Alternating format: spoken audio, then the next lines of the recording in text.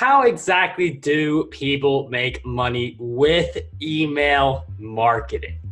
If you've heard of any of the data, or if you've heard any of the marketers, the one thing you hear is that the email list is the most important asset, and the biggest regret is not starting an email list sooner. And it makes a lot of sense for people to say things like that because the email list is going to be that top source of income, with the exception of doing phone calls, building relationships, which can result in even more income. But when it comes to creating content and giving it to your audience, your email list is going to be your top potential for revenue. But that's only if you are utilizing email marketing correctly. Now, it is no secret that being able to grow your email list is a big part of this puzzle, but the thing that really trips a lot of people up with email marketing is they think just growing their list is going to solve all their issues and solve the revenue problem that they may have and help them hit their goal. But when you only focus on growth, you're not focusing on nurturing your existing email list. So this is where a lot of the revenue of email marketing comes into play, being able to nurture. And that doesn't mean only emailing your list when you want to make money. That doesn't mean only emailing them when you've got the big offer that you want to promote. There are a few different ways that when you combine different tactics to form a cohesive strategy, you could be making money with your email marketing. So to make money with email marketing, you have to start with what are you going to offer? What is going to be the product or the service that is going to make you money?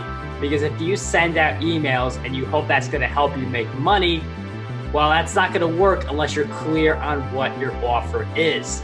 So anytime I'm coming out with a new book, like YouTube Decoded, it's a book I'm promoting heavily right now because it just came out. So I've been sending more emails promoting that book to my audience. And because of this focus on that offer, I've been able to get more sales for my book because of email marketing. Now, if you do have multiple offers in place already, multiple products, multiple services, you just have to decide on which one you're going to promote now. So YouTube Decoded, since it just came out, I'm going to promote that book more than any of my other books because I want a new book to perform well.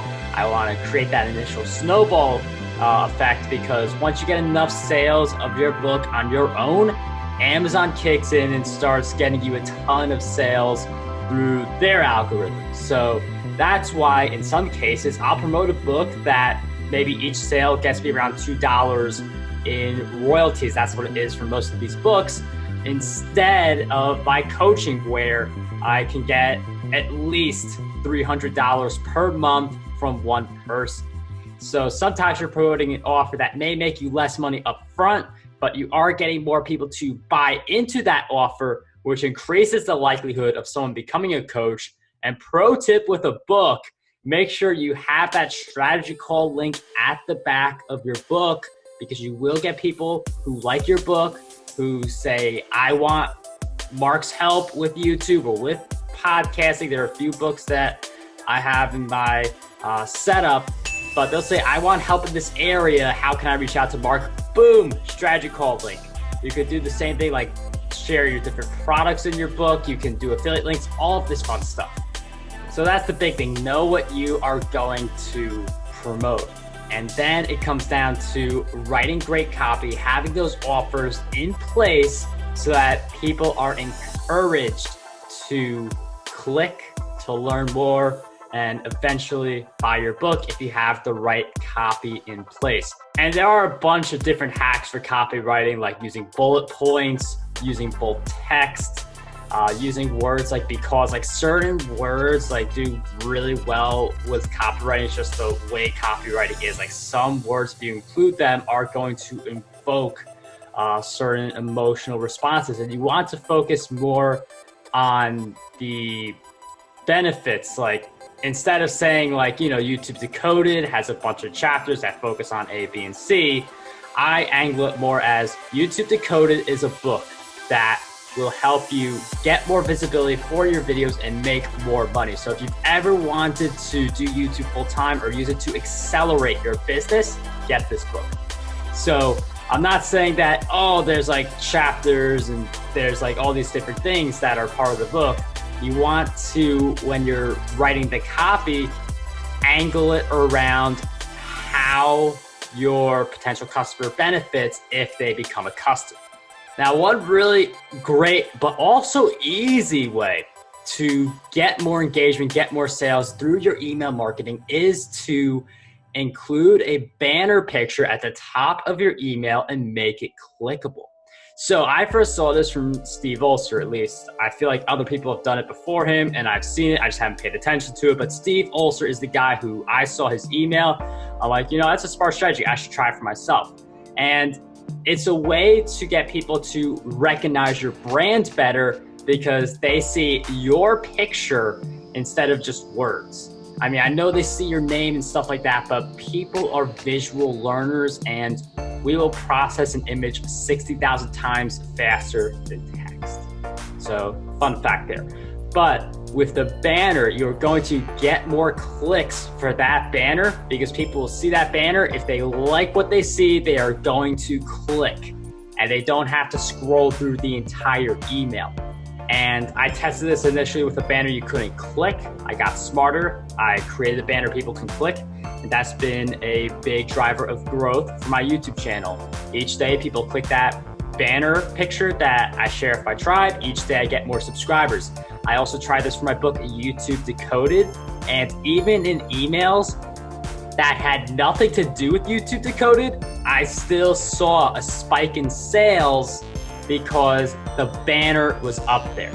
So if you have a good banner picture, then that's going to make a really big difference for your sales. I recommend using something like Canva to create the banner picture. Just make it something that isn't too long, but is very wide because that will not take up too much space. It will allow people to know what you're talking about within that picture, and it allows people to see that there's more to this email. So including that banner picture at the top, promoting the product, having a picture of the product, or just a picture of you that leads somewhere is gonna make a really big difference for your sales with email marketing. Now, a little earlier in the video, I said that it's great to make money with your email list, but you can't be promoting offers to people all the time. You gotta sprinkle in some free stuff because that's what's gonna get people to know, like, and trust you.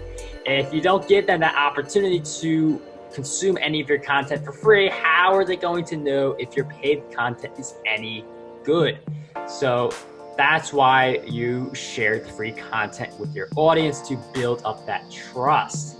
But this is where we could run into another big issue. The big issue that happens with a lot of people is they decide, I'm gonna create content on this and that's it. You have to do research to figure out what are the best content ideas to create content around. So for all my YouTube videos, before I record a video, I will use vidIQ to figure out if this is a good video topic for me based on my channel. Like, this has to be a topic that I can talk about. Email marketing, I can talk about this, I know it. But it also has to be something that has a ton of demand on YouTube, but there's not a ton of competition. So if you find one of those keywords, that's definitely ideal. vidIQ is the place I use to determine if there's a good keyword fit. And if I come out with enough of these videos, like, we've got the email marketing video now, we've got an email list growth video coming up next week. Don't be surprised if I drop an email marketing book or even an email marketing training course. I mean, I even have a 5,000 word blog post about like 50 ways to grow your email list now that I think about it. But with that in mind, like, understand I'm theming my content around past and future products. So leading up to YouTube Decoded, I was giving people a ton of free content revolving around like growing your YouTube channel, being consistent on YouTube, using YouTube to make more money for your business. I was creating a ton of that free content, LinkedIn articles, YouTube videos, podcast episodes revolving around YouTube. So it's not like I'm just pulling an idea out of the Breakthrough Success cap and seeing what lands out of it. I am being very intentional with the content I put out. in the content that I share with my audience. So if I have to write another book about podcasting, I'm going to create a ton of articles, a ton of videos about podcasting to share that with my audience, instead of like one day content marketing, one day how to be a best-selling author, one day how to secure your TEDx talk, all things that I help people with. But instead of doing that, you take a very narrow approach and have it all connect with the product or service, your main offer that you want to tell your audience about. And for the most part, that's what you as an individual can do for your email marketing. There's more you can do when you collaborate with others. You can do a joint venture. I like to do virtual summits. That is something that I talked about in another video. But joint ventures, there's just so much potential to them. And if you have the right product that's converting very well and you get enough affiliates to come on board, I mean, you could literally get thousands of email subscribers in a matter of days. A day, you could get maybe like 10,000 subscribers. That's what happens to people. And it's just about the relationships that you have for that joint venture kind of a setup to work. Now, I am going to share with you one final thing you can do to make more money with email marketing. It's actually going to sound contradictory, but it's going to be very relevant and help you big time. So this seemingly contradictory tip, but also very true and will help you make money tip, is to prune your audience. As you continue to grow your email list, continue to put out content, you're not the only fish in the pond. And if you go in your inbox, I mean, there's a ton of people in there who you probably haven't opened an email or clicked on an email in a while. So no surprise, some people, they have their different inboxes. You're that person who they're not opening, they're not clicking. That is what you call a cold, unengaged subscriber. And some people, you know, they miss like a week of your emails and then they go back. But if someone hasn't opened an email or clicked an email for about 90 days, that's going to be someone who is probably dead weight on your list. I say probably because what you can do is re-engage with these people before you prune them. So one of the things that I like to do every few months is say, just to the cold subscribers, hey, are you still interested in receiving like content marketing tips from me, YouTube tips from me, podcast tips? Are you still interested in receiving all these different tips from me, receiving all these emails? And I say, if you are, click the link. And then I use ConvertKit to trigger so that they get added to a tag called revitalized subscribers. You could call them warm subscribers, you call them whatever you want to call it. But the point is, I know who the people are who clicked and now basically said, okay, I haven't opened your emails in the past 90 days, but now I'm paying attention to you again and I am ready to read your content. So you reawaken some of the people on your list, but you aren't going to reawaken all the people with this tactic. There are still going to be people who, no matter what you do, they're just not going to open your emails. They're not going to click. So you prune them. And if you feel like, you know, you have a big milestone, like 10,000 subscribers or whatever, and you see like 5,000 of them are inactive, and you're like, oh, I like having 10,000 subscribers. I like that big milestone. I like telling people about that.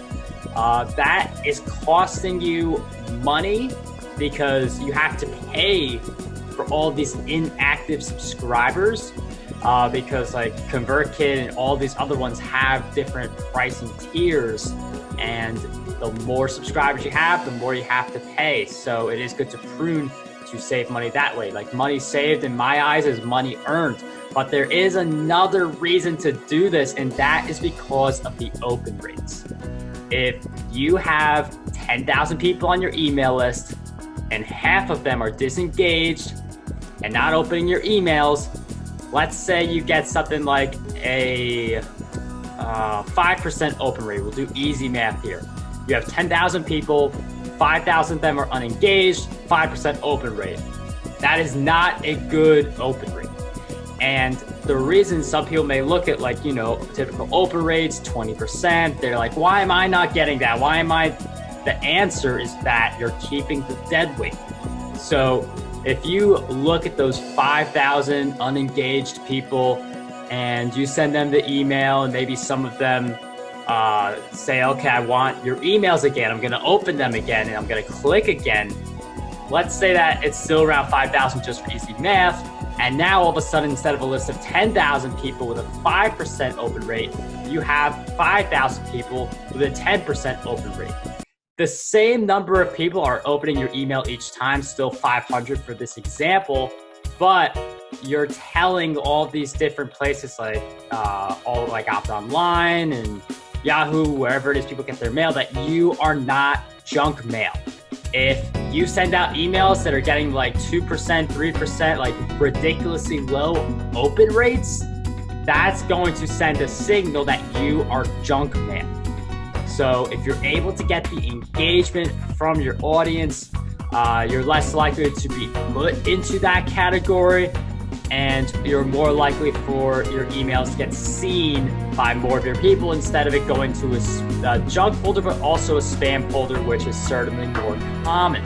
So by pruning your audience, you save more money, you figure out who your active audience is so you can engage them in a better way, and you up your stats so you're not as likely to end up in the spam folder where even super engaged people on your list will not be able to find it because who checks their spam and junk folders. And if you are wondering how to grow your email list, that is going to be next week's video. So if you're not a part of the community, you should definitely hit the subscribe button. And if you've made it this far to the video, I mean, it's pretty clear you like my stuff for the fact that you've made it this far in the video instead of clicking on someone else's. So definitely love to see you around on the channel, and don't forget to hit that like button. So signing off, dream big, achieve greatness, unlock your potential today.